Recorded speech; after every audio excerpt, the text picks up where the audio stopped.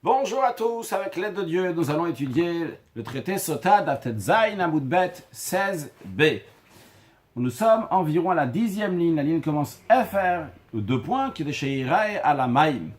On avait appris dans la Mishnah que dans le Bet Amigdash, il y avait un endroit qui faisait une ama sur une ama, donc une coudée sur une coudée, et de là-bas, le Kohen prenait de la terre, il mettait sur de l'eau, quelle quantité, qui est de chez Iraï à la Maïm, la quantité de terre qu'on puisse voir, qu'elle puisse être vue sur l'eau. Donc ça, c'est dans le processus de la femme sota, qu'après, elle va boire ses eaux avec encore plusieurs autres détails dans cette eau. Mais là, on va focaliser sur chez Iraï à la maïm pour que ça soit vu sur l'eau. Il y a trois choses qui doivent être vues.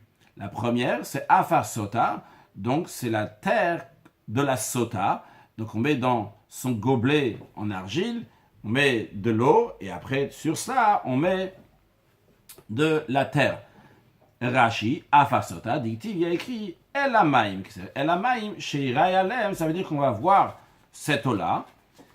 Mais de l'octive, vu qu'il n'est pas écrit, le Bach, il corrige, il dit, vu qu'il n'y a pas écrit Venatan Bamaim, il n'y a pas écrit Venatan Bamaim, il y a écrit Venatan Elamaim. Comme vous voyez ici le verset dans son intégralité, on voit ici donc il y a écrit Venatan Elamaim, que le Kohen va prendre du Afar, ou Mine Afar Asher, donc il va prendre de la terre. Nathan Elamaim, il n'y a pas écrit Venatan Bamaim, donc le fait qu'il y a écrit Venatan Elamaim à l'eau, de ça on apprend que ça doit être mis de manière qu'on va le voir.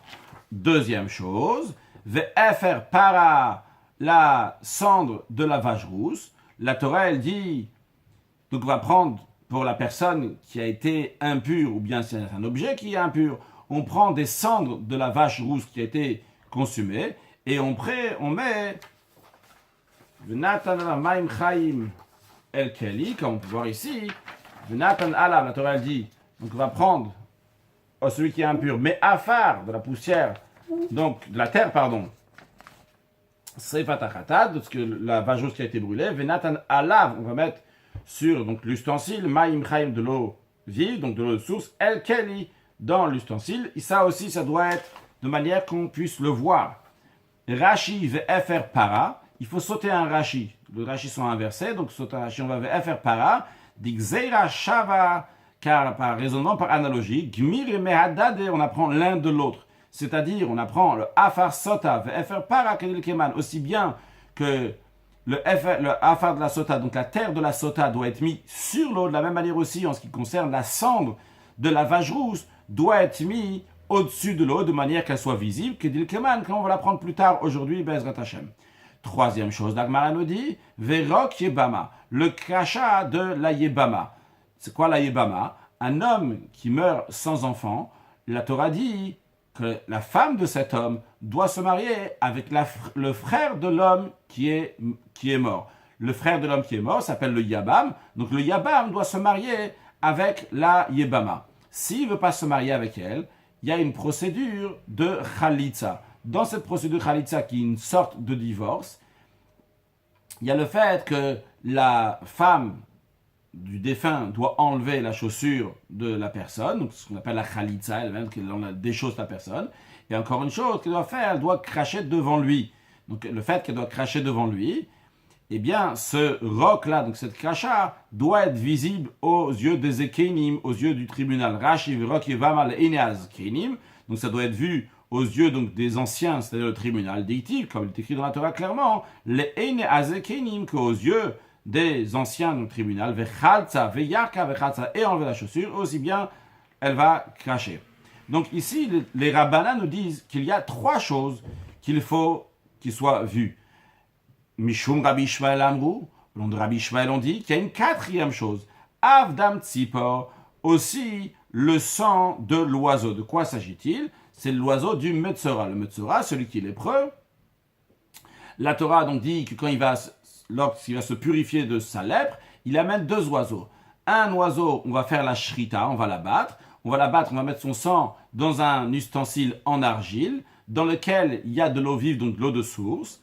Et il faut que le sang soit vu sur ces eaux-là, et c'est la raison pour laquelle donc, il ne faut pas mettre beaucoup d'eau dans l'ustensile, comme on verra dans la suite. Il faut mettre de l'eau de manière que le sang, lorsqu'on va le mettre dessus, va être vu. Quand on dit que le sang va être vu, évidemment, même si tu as plein d'eau, tu mets juste une goutte de sang à l'intérieur, tu as quelques sangs, on va voir la couleur rouge, mais en tous les cas, quand on te dit ici que l'eau, on va voir le sang, ça veut dire que c'est une quantité d'eau qui va être d'une telle manière qu'on pourra voir que on va voir du sang, non pas de l'eau, mais on va voir plutôt le sang.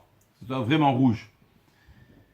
Rashi Avdam Tzipor Shal Metzora. Donc d'après Rabbi Ishmael, même le sang de l'oiseau du Metzora du lépreux chez Shochato avec Klicheres, qui fait la shrita, donc qui l'abat dans un ustensile en argile, Al Maim Chaim, sur l'eau vive, sur l'eau de source. Et il faut chez le Yiten Maim et la Kashiur. Et donc d'après Rabbi Ishmael, il faut mettre de l'eau, une telle quantité, chez Dam Tzipor Nikarbaem, que le sang de l'oiseau va être reconnu, on va bien voir qu'il y a du sang de l'oiseau ici. Donc, en tous les cas, d'après les Rabbanan, on a 3 choses qui doivent être vues. D'après Rabbi Ishmael, il y a encore une 4e chose. On va discuter de cette 4e chose. Maï Tama de Rabbi Ishmael. Quelle est la raison d'après Rabbi Ishmael que même le sang de l'oiseau du Metzora du lépreux, il doit pouvoir être vu? Mara explique, on répond, dictive, il est écrit dans la Torah. On va voir le verset dans son intégralité, ça va nous aider. Il y a écrit comme ça, la Torah elle dit Et à Tzipor Achaya. Donc l'oiseau vivant, Ikar Ota, il le prendra. Vet Etza Erez, Vet Ezov, Vet Shnia Tolad, Vet Ezov. Et il va prendre donc aussi bien le bois de cèdre, aussi bien donc la laine écarlate, aussi bien que l'hysope. Et après il écrit Vetaval Otam, il va prendre tout cela, donc ces 4 éléments-là, que ce soit l'oiseau, le bois de cèdre, le laine écarlate et l'hysope, Vetaval Otam, il va les tremper, Vet Tzipor, avec donc l'oiseau, Bedam, dans le sang de Tzipor Ashruta, dans l'oiseau qu'on a déjà abattu, à la Maïm Achaim, sur les eaux de vie, donc sur les eaux de source. Donc, qu'est-ce qu'il nous dit Rabbi Ishmael? Dictive est écrit, il ne nous dit pas, nous on explique Rabbi Ishmael, dictive est écrit, Vetaval Otam, il y a écrit, il va les tremper, Bedam Tzipor, dans le sang de l'oiseau, Vegomer, etc. Pourquoi on nous souligne ici dans le sang de l'oiseau? C'est pour nous dire, ça doit être trempé, qu'on puisse voir qu'il y a du sang. Comme il veut nous expliquer tout de suite, Tanya mentionne dans une braïta, s'il y avait écrit seulement Bedam, si la Torah avait dit seulement qu'on va le tremper dans le sang ici, donc, Yachol, j'aurais pu penser que Bedam, Velo Bemaim, il faut tremper uniquement dans du sang, non pas dans de l'eau, s'il y avait écrit seulement Bedam. Talmud Lomar, c'est la raison pour laquelle le verset dit Bamaim, c'est pour ça que le verset il dit Bamaim. Alors Rashi dit il ne faut pas dire Bamaim, il faut dire Maim, comme vous voyez ici dans le verset, il n'y a pas écrit Bamaim, voyons Rashi. Talmud Lomar, Maim Garas, la version il faut dire Maim, Velo Garas Bamaim, on ne dit pas Bamaim dans l'eau, Deha, car voici Ala Maim Achaim, car le verset il y a écrit Ala Maim Achaim, sur les eaux de vie, donc sur les eaux de source, Ktiv Bika, c'est écrit dans le verset. Continuons. Alors, s'il y avait écrit que Bedam, j'aurais dit que dans le sang. C'est pour ça que la Torah dit aussi dans de l'eau. Mais non, Imaim, de même dans le sens inverse. S'il y avait écrit seulement dans la Torah le mot Maim de l'eau, Yachol Bamaim velo Bedam, j'aurais dit uniquement dans de l'eau et pas dans le sang. Talmud Lomar, c'est la raison pour laquelle que le verset dit Bedam avec le sang. Mais la question alors, comment tu trempes dans le sang et dans l'eau en même temps? Ha Keitzad, comment tu peux réconcilier les deux versets? Et la réponse elle est Mevi Maim Shedam Tzipor Nikabam, il amène de l'eau. Donc, comme ça, j'ai de l'eau ici, mais de manière que Dam Tzipor, le sang de l'oiseau, on peut le reconnaître, on peut le retrouver avec Kama. Quelle est la quantité de ces eaux que même en mettant de l'eau, même quand tu vas mettre du sang, on va voir encore que c'est du sang. Eh bien, c'est un révite. Lorsque tu mets un révite d'eau, un révite qui correspond à 86 millilitres d'eau, et tu fais la shrita, tu vas battre cet oiseau dans ces eaux, on va voir que c'est du sang. Donc le sang va être nikar, va être reconnaissable. Attention, quand on dit ici que le sang va être nikar reconnaissable, c'est pas que le sang va flotter au-dessus, évidemment. C'est que le sang va rentrer dans tout ce verre-là. Mais on va voir, le sang sera accentué dans cette eau, pas juste que l'eau elle est un peu rouge. Donc ça, c'est l'explication de Rabbi Ishmael. Donc Rabbi Ishmael s'est expliqué pourquoi il dit que le sang aussi doit être nikar, on doit le voir. Rabbanan qui ne sont pas d'accord. Rabbanan, ils ont dit il y a seulement 3 choses qu'on doit voir. Non pas le sang de cet oiseau du Metzora dans son verre d'eau. Alors Rabbanan, les sages, qu'est-ce qu'ils vont dire? Eux, ils vont dire Ahou, ce verset-là, les goufés. Littéralement pour le corps, c'est pour le sujet même. Il n'y a pas de quoi faire une dracha, une interprétation. Tout simplement, la Torah te dit Adbil bedam ou bemaim. La Torah, elle te dit, sache que lorsque tu trempes ces éléments-là, tu dois le tremper dans le sang et dans l'eau, tout simplement. Pourquoi dire que le sang doit être remarquable dans l'eau? Tout simplement, il faut les tremper dans le sang et de l'eau. Rashi. Il faut sauter un Rashi. Le Kaman Revit qui nous fait les Kaman, ça on va voir plus loin. Le Rashi Bitsipor Dror, on le fera bien après. Continuons dans le Rashi Adbil Bedam ou Bemaim. La Torah, tout simplement, d'après Rabbanan, la Torah te dit qu'il faut tremper dans le sang et dans l'eau. Va filer un nikar, même si c'est pas remarquable. La Torah ne t'a pas demandé que tu vas remarquer qu'il y a du sang ici. Il faut que dans le gobelet de lequel on a fait il faut qu'il y ait aussi bien du sang, de l'eau et aussi bien du sang. Mais Rabbi Ishmael te dit, pas du tout. Ici, là, il y a une dracha, il y a une interprétation à faire. Parce que Imken, s'il en est ainsi, comme toi, Rabbanan, vous voulez dire, comme vous, Rabbanan, vous voulez dire, que tout simplement la Torah veut nous dire que vous allez tremper dans du sang et dans de l'eau. Lire Torah Hamal avec Taval Bahem. La Torah avait qu'à écrire tout simplement, Taval Bahem, vous allez tremper à l'intérieur d'eux. À l'intérieur d'eux, on aurait su dans l'intérieur d'eux, ça veut dire dans le sang et dans l'eau. Pourquoi la Torah souligne Bedam ou Bemaim, à la place de dire tremper dans eux, et nous on aurait compris, donc il s'agit du sang et de l'eau. La Torah dit, vous allez tremper dans de sang et dans de l'eau. La Mali, pourquoi la Torah a besoin de spécifier, de souligner cela? Évidemment, Rabbi Ishmael te dit, c'est la raison, les nikar, c'est pour te dire qu'il faut qu'il y a uniquement un révit d'eau, 86 ml d'eau, de manière que le sang va être reconnaissable dans ces eaux. Et Rabbanan te disent, non, pas du tout. Il y a besoin que la Torah te dise Bedam ou Bemaim aussi bien dans le sang et de l'eau. La Torah ne peut pas dire Taval Bahem, on va tremper dans eux. Pourquoi? Parce que si la Torah l'avait écrit uniquement, il va tremper dans eux sans dire clairement que c'est le sang et l'eau. J'aurais compris qu'il faut faire deux ustensiles. Un ustensile dans lequel il y a du sang. Un ustensile dans lequel il y a de l'eau de source.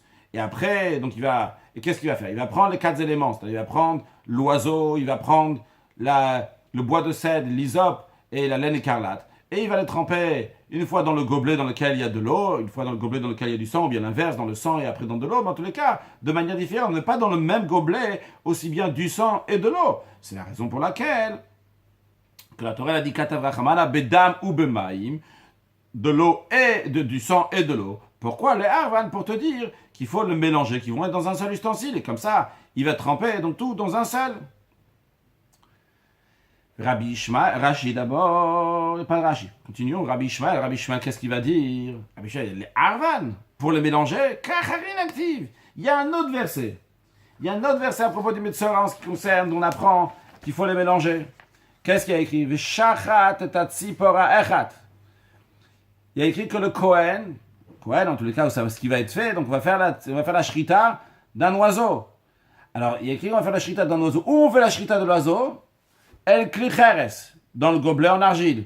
Après, il y a écrit al maim chaim sur de l'eau vive. Dans cet ustensile en argile, dans ce gobelet en argile, il y a déjà de l'eau. Et tu fais la shrita dessus. Si tu fais la shrita de l'oiseau sur le gobelet en argile dans lequel il y a de l'eau, automatiquement, le sang va se mélanger avec de l'eau. Donc, on apprend déjà de ce verset-là qu'il faut mélanger. Donc, contrairement à ce que les Rabbanan, ils ont dit, qu'il y a besoin de dire bedam ou bemaim, pourquoi on a besoin de dire aussi bien dam, aussi bien à la maïm achaim, pour nous dire qu'il faut les mélanger ensemble. On apprend ça de ce verset-là. Rabbi Ishmael te dit non, pour le mélanger, ça on apprend à la base, quand il fait la shrita de l'oiseau, directement dans l'eau. Rashi, kacharin active, il y a un autre verset qui dit, qu'il fait la shrita dans l'eau, varemurav et meikara, déjà à la base, ils sont déjà mélangés, comme on vient de voir dans ce que Rabbi Ishmael nous a dit.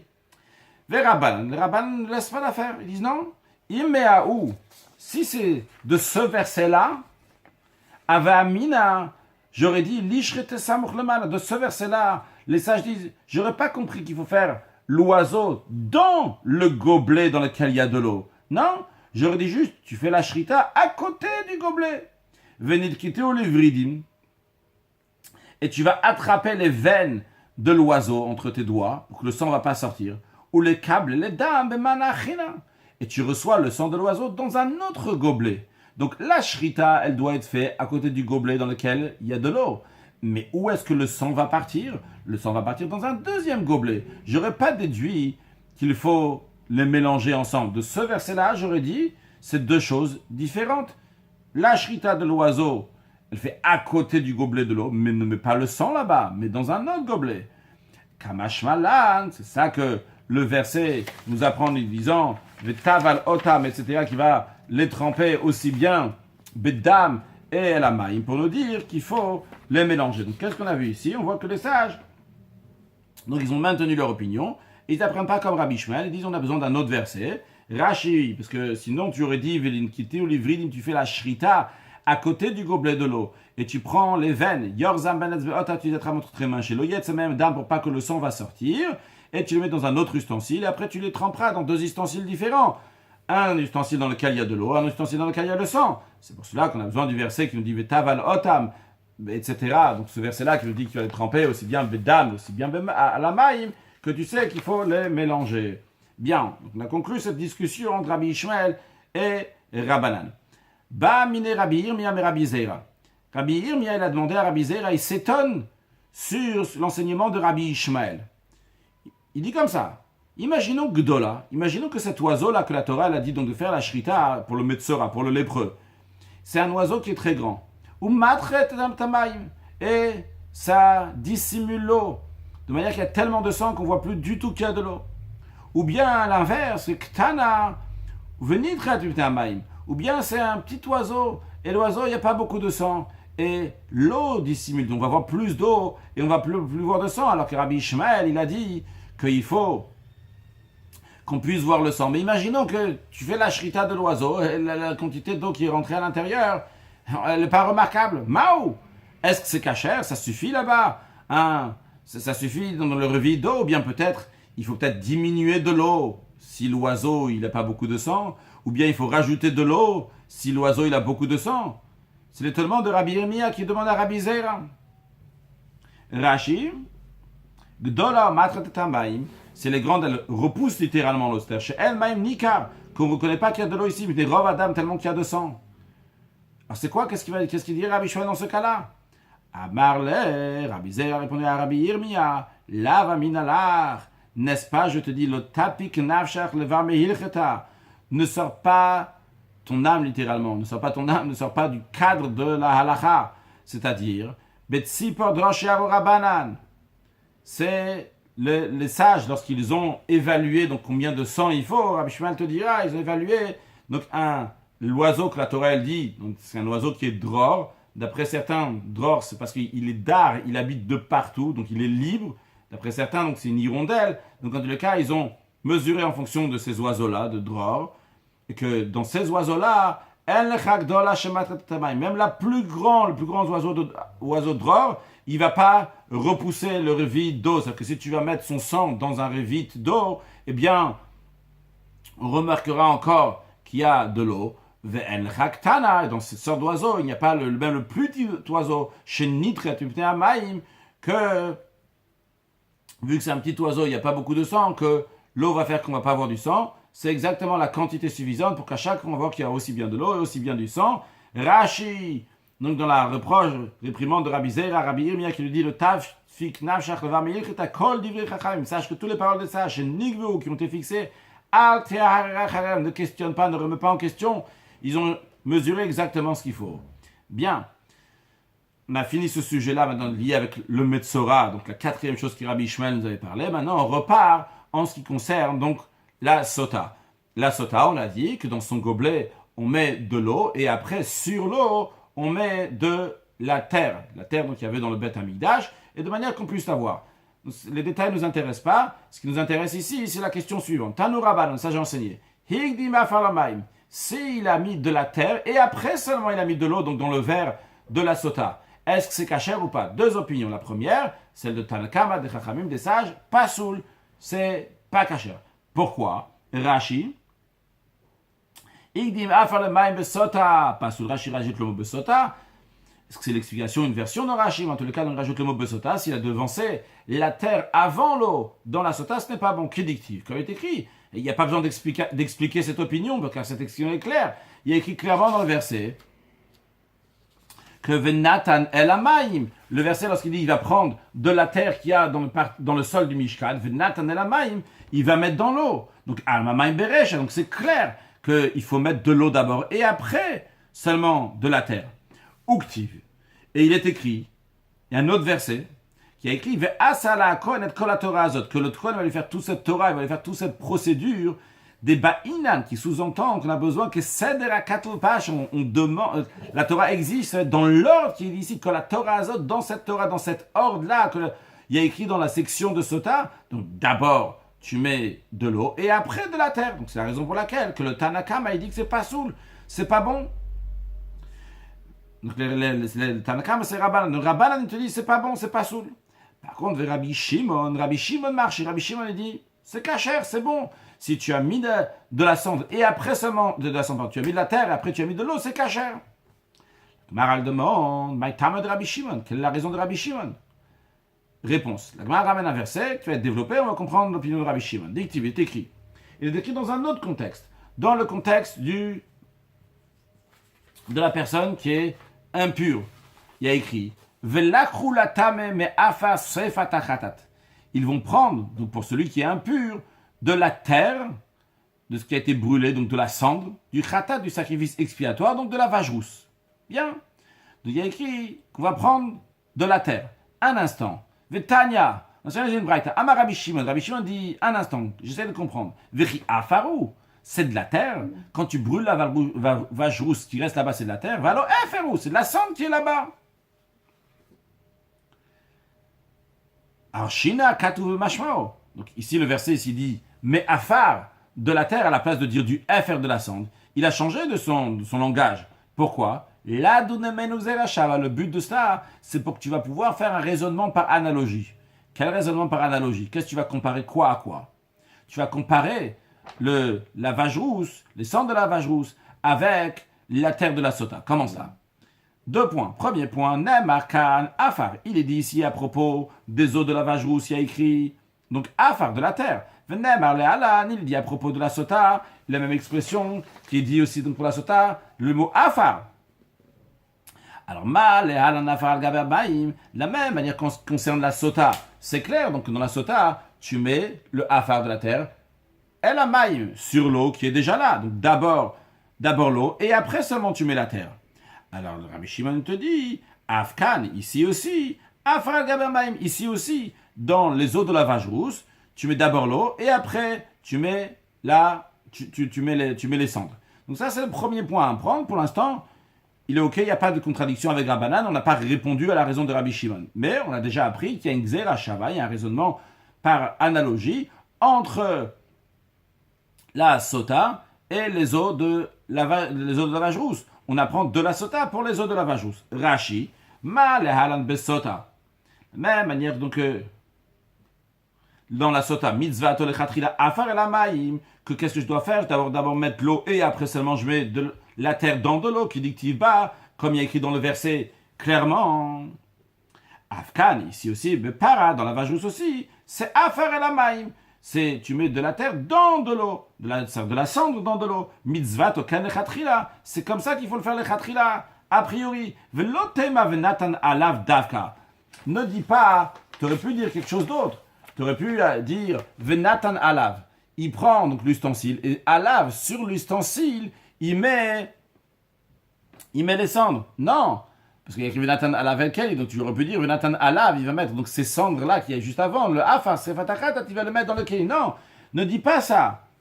Seulement quoi? Venatan alav davka de mashma afar lechatrila. Non, ne dis pas que venatan alav c'est davka de mashma afar lechatrila, il faut mettre la terre avant et après seulement l'eau. Seulement quoi? Tu dis comme la sota, d'abord l'eau et après le afar. Ça, c'est le premier point de Xera Shava, de raisonnement par analogie qu'il y a. Deuxième point, Rabbi Shimon nous dit, Ouma, kana même, manière que ici, en ce qui concerne les eaux de la vache rousse, c'est Higdima far le maïm kacher, que s'il a devancé d'abord, il a mis de la terre et après seulement il a mis de l'eau. C'est kacher, c'est bon, comme on va expliquer dans quelques instants. Comme Rashi nous dit, Ouma, kana para dans la vache rousse, c'est Higdim afar le maïm. S'il a devancé, il a mis d'abord de la terre et après seulement il a mis de l'eau, c'est kacher. Qui ne fera pas comme on va voir dans la suite que c'est kacher. Même s'il a inversé d'abord de la terre après de l'eau. Alors Rabbi Shimon te dit, Afle Halan, de la même manière aussi là-bas, en ce qui concerne la femme sota, lorsqu'on fait boire, Higdim afar le maïm kacher, que s'il a devancé de l'eau, d'abord il a mis de la terre et après seulement il a mis de l'eau, c'est aussi kacher. D'où la raison de Rabbi Shimon, que si dans le gobelet de la sota, il a mis d'abord de la terre et après de l'eau, ça sera cachère. Pourquoi? Parce qu'il apprend celui qui est impur, des eaux de lavage rousse, que si tu as mis d'abord la cendre et après de l'eau, c'est cachère. Mais la question qu'il y a, Vehatam là-bas dans les eaux de lavage rousse, Minalan. D'où on apprend, Rashi, Vehatam Minalan, Gabe Para à propos de lavage rousse, des Migdim Afar le Maïm, que s'il a mis d'abord la terre et après de l'eau, c'est cachère. D'où on sait ça? Mara répond, très activé. Il y a écrit 2 versets. Il est écrit Alav. Quand on dit 2 versets, ça ne veut pas dire 2 versets, c'est 2 paroles dans le verset. Là, ici, c'est entouré, je ne sais pas si vous voyez, il y a écrit donc le Alav, et il y a écrit El-Keli, le premier verset, entre guillemets, donc c'est ce qu'il y a écrit Alav. Donc, Venatan Alav, que le Kohen va mettre dessus. Donc, le premier verset, il y a écrit Alav, sur lui. Alma, sous-entendu, Efer Bereja. D'abord, tu mets les cendres, et sur lui, après, tu vas mettre Maïm Chaim. Après, sur les cendres, tu vas mettre l'eau. Donc, d'abord la cendre, et après les eaux. Mais au Ktiv, dans la suite du verset, il écrit Maïm Chaim El Keli. Que les eaux de vie, les eaux de source, eux, ils vont d'abord dans le Keli, dans l'ustensile. Alma, donc j'en ai deux là, c'est Maïm Bereja. C'est l'eau d'abord. Rashi, Maïm Chaim El Keli. Mash, son temps, Maïm le Tzadakli. Que l'eau directement sur les parois de l'ustensile, sans qu'il y a de la terre ou de la cendre qui fait écran entre l'ustensile et l'eau. Alors qu'est-ce qu'il faut mettre avant? Est-ce qu'il faut mettre d'abord les cendres à lave, ou bien El-Keli, ou bien il faut mettre d'abord l'eau? Maïm Chaim El-Keli. Question. Ketzad. Comment réconcilier les deux en même temps? Comment on peut accomplir les deux? Tout simplement. Ratza Zenoten. Ratza Zenoten. S'il veut, il met d'abord la cendre. Et après il met l'eau. S'il veut, il met d'abord l'eau, après il met les cendres, pas grave. Ça, c'est comment Rabbi Shimon explique les choses. Par contre, les Rabbanan, ils ne sont pas d'accord. Comment Rabbi Shimon explique les choses. Rabbanan, ils sont d'accord sur le principe qu'il y a une Zerachava, il y a un raisonnement par analogie, comme on l'a vu dans le Rashi, de faire para. Mais ils ne sont pas d'accord sur le principe. Comment, si tu veux, tu mets d'abord les cendres avant, si tu veux, tu mets l'eau avant. Pourquoi? Rabbanan vont t'expliquer comme ça. Quand il y a écrit El-Keli, que l'eau, il faut la mettre dans l'ustensile, ça c'est Dafka, ça c'est précis, c'est obligé que ce soit comme ça. Sur ça, il n'y a pas de discussion. Ça doit être comme ça. L'eau d'abord. À lave, pourquoi il y a écrit dessus? C'est les Arvan pour les mélanger. C'est-à-dire qu'après que tu mets la cendre sur l'eau, eh bien, il faut mettre de l'eau sur la cendre. Et comme ça, Nathan Alav Maïm Chaim. Sur les cendres, tu mets de l'eau. Donc d'abord, Maïm Chaim El-Keli, d'abord tu mets l'eau dans l'ustensile. Donc toujours, d'abord El-Keli, d'abord l'eau directement dans l'ustensile. Après, il y a aussi Alav. Comment ça, on va faire que l'eau va être au-dessus? Parce que tu mets de l'eau sur les cendres. Comment? Parce que tu vas remuer. Rashi, Rabbanan, Dambrelel Besota, les Rabbanan qui ont dit avant, donc à propos de la sota, que Igdima faire le maïm, s'il a devancé, il a mis d'abord de la terre et après il a mis de l'eau pasoul, ce n'est pas bon. Ambrelecha. Et ils vont te dire, Beparanami pasoul. Ils vont te dire dans la vache rousse aussi, ce n'est pas bon. De El-Keli, le fait qu'il y a écrit dans le verset El-Keli, Davka, c'est comme ça et uniquement comme ça, c'est-à-dire que l'eau doit être directement toucher les parois. Des mashman qui sous-entend Maïm Berecha, qui veut dire d'abord de l'eau. Vehaditi, c'est ça qui est écrit, Venatan Alav Maïm, ça qui est écrit, il va mettre dessus, il va mettre de l'eau. Parce qu'au-dessus des cendres, on va mettre de l'eau. C'est pas qu'il faut mettre les cendres directement dans l'ustensile, mais pourquoi? C'est les Arvan, pour nous dire qu'il faut le mélanger. C'est-à-dire le mélanger, c'est qu'on va mettre de l'eau. Une fois, tu mets d'abord de l'eau, après les cendres, et après tu mets de l'eau au-dessus des cendres, tu les mélanges. Les Achash, Nathan Efer et la Maïm, après qu'il a mis les cendres dans de l'eau qui est déjà là, c'est-à-dire la Hapecha Maïm alav, il doit remuer l'eau dessus, ou les Arvan, donc par cela, donc il doit renverser l'eau littéralement, les Arvan, et le remuer. Bien, donc les Rabbanan, eux, ils disent que c'est quoi l'essentiel? C'est vrai qu'il y a deux versets, il y a El-Keli et Alav, deux versets, deux mots. Donc El-Keli qui dit que l'eau doit aller directement à l'ustensile, et le Alav qui dit que les cendres doivent aller directement. Les Rabbanan disent non, à la fin, El-Keli, Maïm El-Keli, ça c'est le Bedavka, c'est celui qui est obligé de faire. Un instant, pourquoi qui dit que c'est obligé? Peut-être dit que Alav c'est obligé, El-Keli c'est facultatif, une autre explication. Alors la Gemara demande, Ve'ema Alav Davka, proposons, disons, que quand il y a écrit Alav, que ça doit être que dessus, c'est-à-dire que tu mets en premier, tu mets les cendres. C'est ça la partie du verset qui est essentielle. Et après, El-Keli. Et quand il y a écrit dans la suite que tu dois mettre l'eau dans l'ustensile. Peut-être c'est pour nous apprendre donc le chidouche, une particularité chez tes chiyutan bikli, que leur vitalité littéralement doit être dans l'ustensile. Ça veut dire que quand tu vas prendre directement de l'eau de source. Ça veut dire que tu prends le gobelet, tu mets de la cendre à l'intérieur. Une fois que tu as mis la cendre à l'intérieur, tu vas prendre avec ce gobelet-là directement de l'eau de source. Donc l'essentiel, c'est alav, c'est mettre les cendres. Et le el-keli, c'est pour nous dire que tu vas prendre directement de l'eau de source à l'intérieur. Donc non pas prendre de l'eau de source et après tu verses dans ce gobelet-là dans lequel il y a des cendres, mais prendre directement là-bas. Peut-être c'est ça ce qu'on veut nous dire. Voyons la question dans le texte de Rashi. Ve'ima alav davka el-keli shetechiyutan bikli. Rashi explique. Ve'ema, proposons de dire que alav, quand il y a écrit dessus, c'est davka. C'est précis, chez afatrila, que la terre va être là avant. Ve'adiktiv ma'im chaim el-keli. Ça qui a écrit que de l'eau vit directement donc à l'ustensile. Lave le même Rashi ma'im le tzadakli. C'est pas comme on a voulu dire jusqu'à présent que l'eau doit directement toucher les parois de l'ustensile. Non, elle a le même, c'est bien pour nous dire chez chiyutan bikli, pour nous dire que après avoir mis les cendres dans l'ustensile, tu dois mettre directement, donc tu dois prendre de l'eau de source et les faire rentrer directement dans cet ustensile où il y a déjà des cendres, chez le yitol mina mayel bikliach, qui ne prennent pas de l'eau de source avec un autre ustensile, yitol torzei, il va mettre dans celui-là. Et la bikli zei shave mina mayel, avec cet ustensile-là dans lequel il y a la cendre, il va prendre directement de l'eau de source.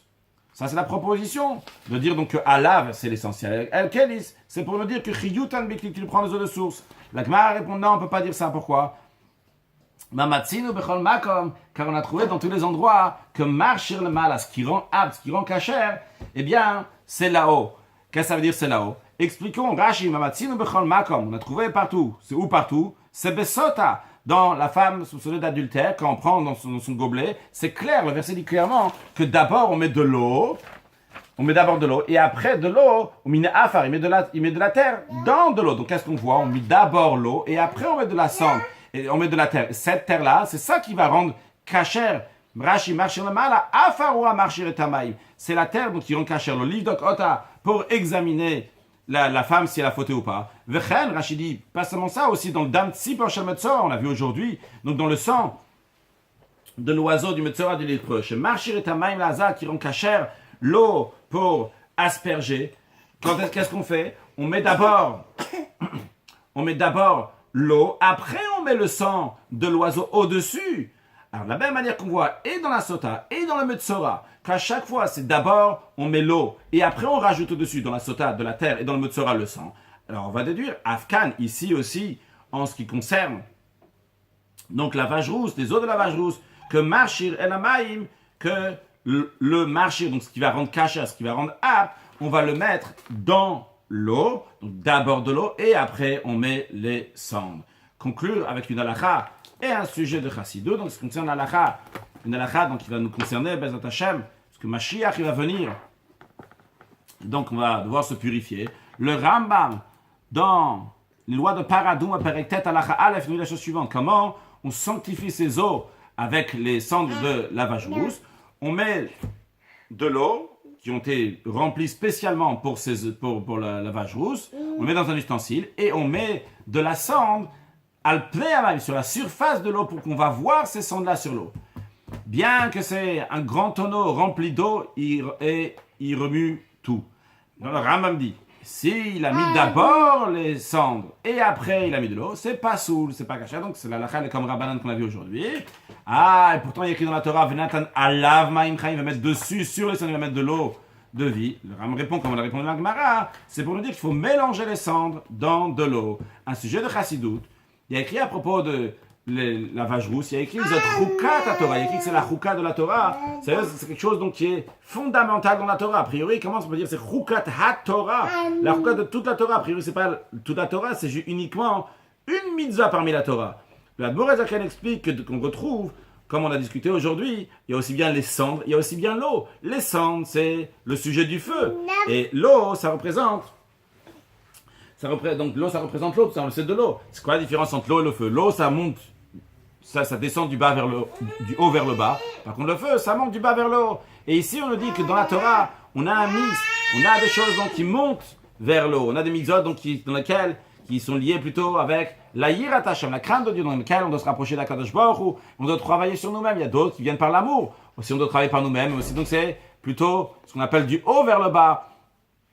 Donc du chesed, de la bonté, de donner, etc. De manière générale, c'est la différence entre les commandements positifs et les commandements négatifs.